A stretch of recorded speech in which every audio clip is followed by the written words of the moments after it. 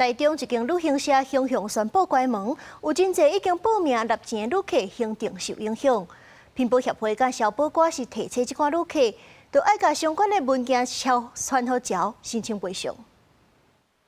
日本福岡有好食的料理、美麗風景，真濟台灣旅客愛去耍。有一位陳小姐，甲一間旅行社報名5天的福岡機加酒行程，也無佇出發前10天，煞接到旅行社業務通知講無有境停業，唔知如何是好。3月中的時候就跟他們確定說我們要去，然後我們是5月26號要出發嘛，然後我是禮拜5的時候才臨時收到威順的業務跟我通知說威順已經停業了。陳小姐講，這個團是這間旅行社甲其他旅行社合併出團，旅客團費攏已經納入。不過伊報名這間旅行社應該符合出團旅行社的錢攏無納清，甚至團講停業。伊佇網絡頂問，發現有10幾個人拄着甲伊同款的情形。實際來講，佇台中的總公司，因為是假日，其辦公室的電鈴甲卡電話攏無人應。大樓的保全講，這間公司最近看起來攏正正常。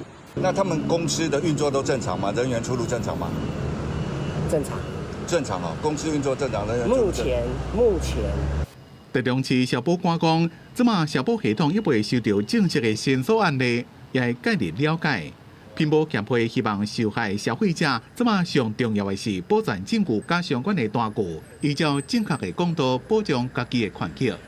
那可以將履行契約書還有代收轉戶收據把它收集好，那跟乒保協會來聯繫協調，然後未來呢來協助說開始用轉團，還是來申請了履約保證保險的保險金的給付。消保官講，除了乒保協會，受害旅客也當向行政機消保申訴系統提出申訴，用制度化要求賠償的公道，盡可能減少家己權益的損失。記者綜合報道。